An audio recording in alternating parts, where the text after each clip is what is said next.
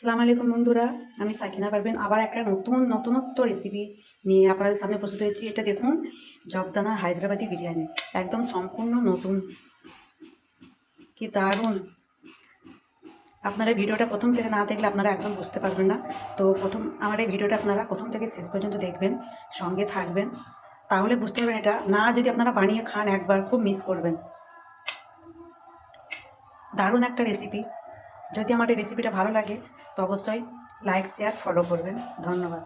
এই রেসিপিটা আমি খুব সহজ পদ্ধতিতে দেখাবো। আমি প্রথমে কিছুটা মাংস নিয়েছি, কিমার মতো সাইজ করে নিয়েছি ছোটো ছোটো। তার মধ্যে আমি লঙ্কা, জিরে, ধনে, মিট মশলা, নুন সব একসঙ্গে আমি দিয়ে দেবো। দিয়ে 1 চামচ আদা নিয়েছি, নিয়ে আমি এটাকে ভালো করে ম্যারিনেট করে আধ ঘন্টার মতো রেখে দেবো।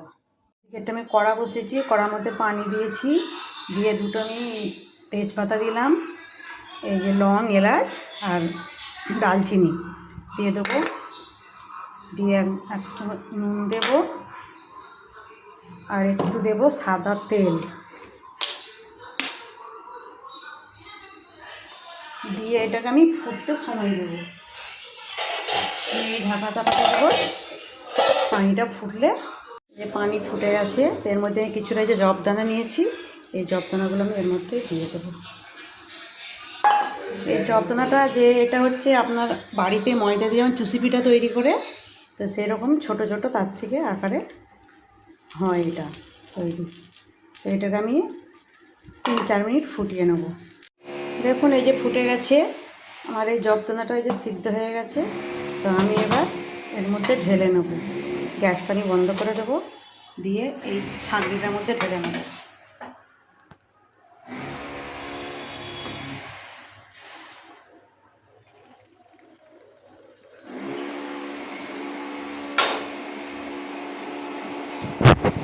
এবার ঢেলে নিয়ে কড়াটা ধুয়ে আমি আবার কড়াই তেল দিয়েছি, দিয়ে এর মধ্যে আমি কিছু পেঁয়াজ দিয়েছি,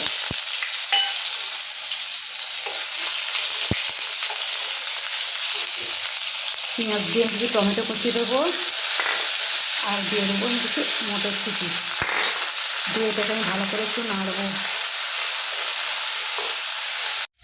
এর মধ্যে একটু নুন দিয়েছি, নুনটা দেখানো হয়নি। এরপর আমি এই যে মাংসগুলো সব মশলা মাখিয়ে ম্যারিনেট করে রেখেছিলাম, এই মাংসটা দিয়ে দিলাম, দিয়ে এখানে ভালো করে আমি কষাবো।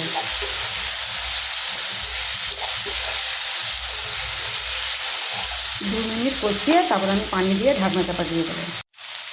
এটা কষানো হয়ে গেছে, এর মধ্যে আমি পরিমাণ মতো এবার পানি দিয়ে দেবো, এটা সিদ্ধ হওয়ার মতো। দিয়ে আমি এবার ঢাকনা চাপা দিয়ে দেবো।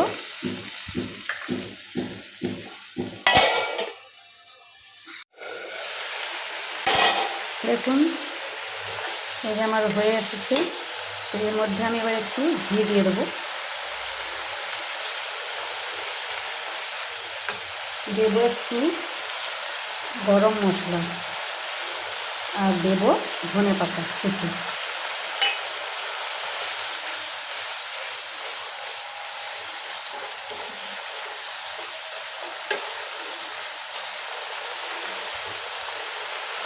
পুরো আমি শুকনো শুকনো করে নেবো। এবার চাপা দিয়ে দিয়ে